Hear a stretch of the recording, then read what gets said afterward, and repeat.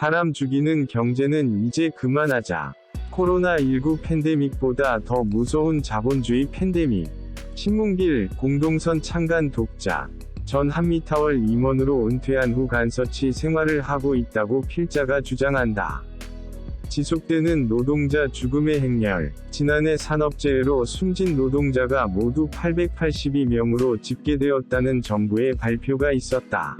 그러나 노동계에서는 재해조사에서 노동계의 참여가 배제되었을 뿐 아니라 작업 중 끼어 죽고, 떨어져 죽고, 불타 죽고, 질식해 죽고, 약물에 중독되어 죽고, 과로로 쓰러져 죽고, 직업병을 얻어 죽은 사람을 다 합치면 한 해에 2,400여 명이 목숨을 잃고 있다고 한다.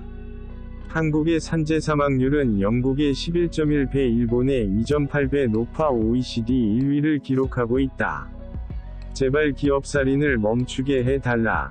제대로 된 중대재해기업 처벌법을 만들어 더 이상 죽지 않고 일할 수 있게 해달라는 노동계, 시민단체, 산재 사망 유족들의 절규는 끝내 무산되고 말았다.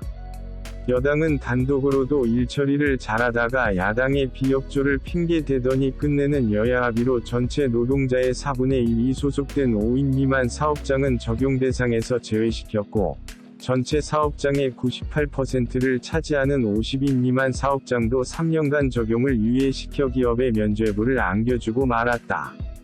문재인 정부는 친노동적인가? 라는 문 대통령이 사람이 먼저다 라는 자신이 한 말을 기업 이윤의 논리에 팔아넘겼다고 생각하지는 않는다. 사람의 생명이 걸린 노동인권 문제만 나오면 노사 중립을 표방해 왔다는 것이 문제라고 생각한다. 그리하여 마침내 만들어진 법의 명칭 중대재해처벌 등에 관한 법률에서 결국 기업이라는 단어마저 삭제해버렸다. 왜 우리 사회는 제발 죽지 않고 일할 수 있게 해달라는 노동자의 절규에 이토록 매정하고 무관심할까? 사회적 약자는 점점 쫓겨 못 본 채 내버려지는 사회로 변질되고 있다는 사실에 두려움을 느끼지 못하는가? 사회적 약자를 지키겠다는 정부의 강력한 의지는 바랄 수 없는 것인가? 방관만 하는 잔인한 국가와 발뺌하는 기업, 외면하는 대중만 있는가? 산재로 숨진 노동자가 같은 기간에 코로나19 사망자보다 1.7배나 많은데 왜 우리는 코로나 팬데믹을 말하면서 자본주의 팬데믹이라는 말은 입 밖에 내지 못하는가? 실제로 지금까지 산업안전보건법 위반 1심 판결을 보면 미미한 벌금과 경비한 처벌의 연속이었고 산재 사망자 185명이 발생한 기업들에게 부과한 벌금 총액은 16억 8천만 원으로 사망자 1인당 평균 869만 원, 실형 선고 형량 1년 이상이 20건, 그나마 대부분이 집행유예로 풀려난 솜방망이 처벌에 그쳤다. 산업재해를 단순히 노사 간의 이해충돌로 보거나 작업자의 부주의로 인한 사고로 보는 시각은 나무를 보고 숲을 보지 못하는 근시안적 시각이다. 기업의 이익 창출만이 보이고 노동자의 죽음 따위 안중에 없는 기업주에게 더 이상 죽지 않게 해달라고 자비를 구해봐야 소용없게 되었다. 그간 한국경영자총협회 등 7개 경제단체는 이번의 법 제정에 대하여 경영자가 감당하기 힘든 과잉입법이라며 끈질기게 법 제정 중단을 요구해왔다. 고삐 풀린 자본주의. 누구는 자본주의 자체가 반생명적이라고 말한다. 문제의 근원에는 인간을 소모품으로 계산하면서 돈과 사람의 목숨을 놓고 저울질하는 자본주의의 차가운 계산기가 작동하고 있다는 사실이 아래의 사례에서 쉽게 찾아볼 수 있다. 사례 1. 19세기 인도를 식민 통치했던 영국은 자국에서 역집기로 대량 생산과 면포 판매에 지장을 준다는 이유로 전통적 가내수공업 방식으로 면포를 생산하던 인도의 여성 집포공을 잡아들여 일을 할 수 없도록 하기 위해 엄지손가락을 절단하는 만행을 저질렀다. 사례 2. 1970년대 미국의 포드사가 제작, 판매한 핀토 승용차는 설계 잘못으로 후방 추돌 시 연료탱크가 폭발하는 사고로 매년 180여 명의 사망사고가 발생하였다. 포드 측은 1년간 지불하는 사망자 배상금 3,600만 불이 팔린 차 1,250만 대의 리콜 수리비 1억 3천만 불보다 저비용으로 해결될 수 있다며 차량 리콜보다 사망자 배상 쪽을 선택하였다. 일찍이 프랜시스 후쿠야마가 한때 주장했듯이 자본주의가 인류에게 상상 이상의 물질적 풍요를 가져왔고 역사 발전 단계에서 더 이상 발전할 수 없는 최종 단계라며 역사의 종언이 논의되어 온 것은 사실이다.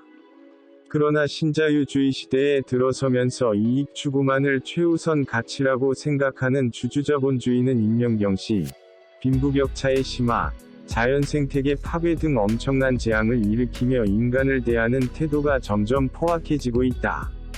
자본주의가 이대로는 지속될 수 없다는 논의가 일기 시작했고 이제는 기업이 성장하면 전 국민이 잘 살게 될 것이라는 낙수효과 이론으로 대중을 호도할 수도 없게 되었다. 어떤 미래학자는 인공지능 AI를 앞세운 4차 산업혁명이 지금의 시장경제체제가 지속되는 가운데 이루어진다면 인류의 0.01%에게만 천국이 도래하고 나머지 99.99%는 인공지능의 노예로 살면서 무의식마저 통제당하게 될 것이라고 주장한다.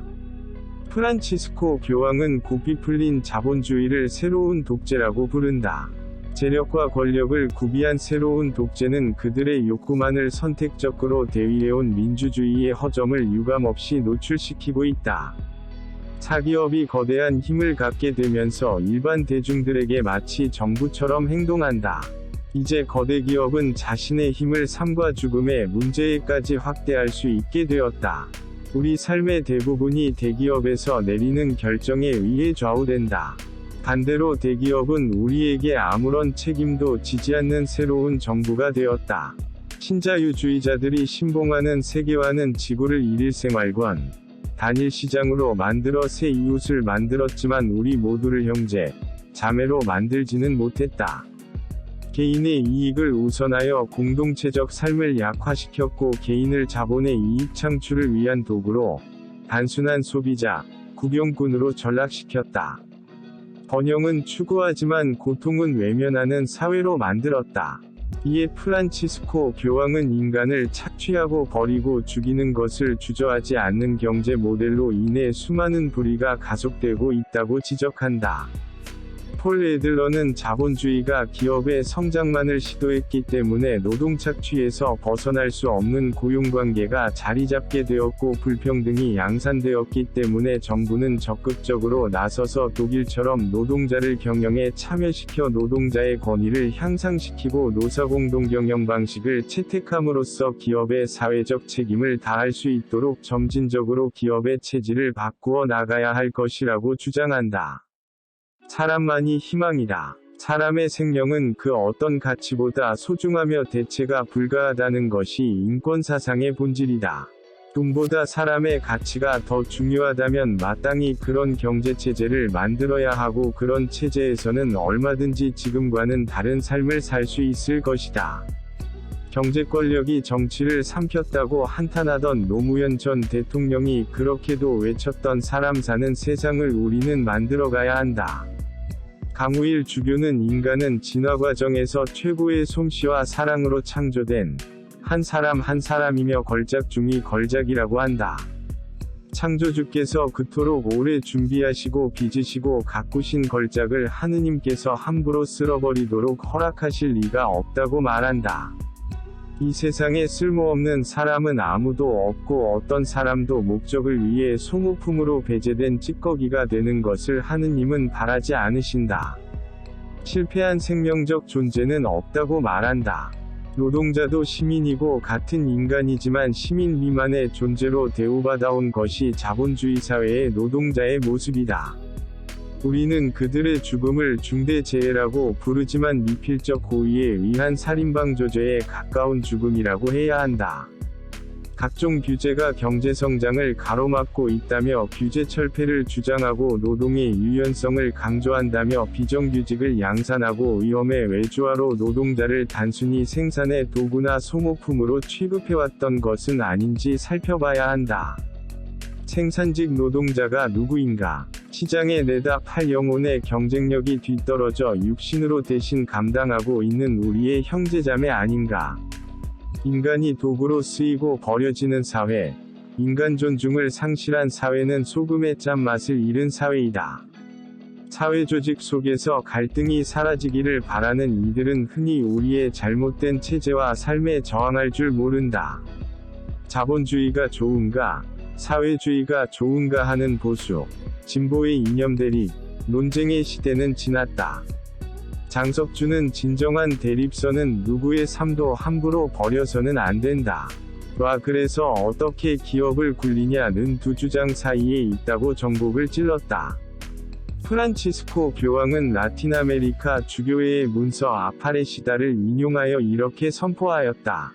나는 교회가 정의위 변호자이며 빈곤에 저항하는 가난한 이들의 보호자로서 사회 불평등에 저항하여 하늘을 향해 울부짖기를 참을 수 없는 일에 반대하고 개인과 인류 전체의 발전을 위해서 모든 일에 기꺼이 협력하기를 바랍니다. 단 한 시간만이라도 버림받고 잊혀진 형제를 생각하며 연민을 느끼고 분노하며 그들과 연대하는 행위가 한평생 무의미한 기도를 하는 것보다 낫지 않겠는가. 제발 사람 죽이는 경제는 이제 그만하자. 추가 글을 쓰는데 책을 추려놓고 보니 7권이 전부 저자가 외국인이다. 한국 경제학자들은 다수가 주류에 속해서인지 자본주의 체제 비판에는 관심이 없는 듯 보인다.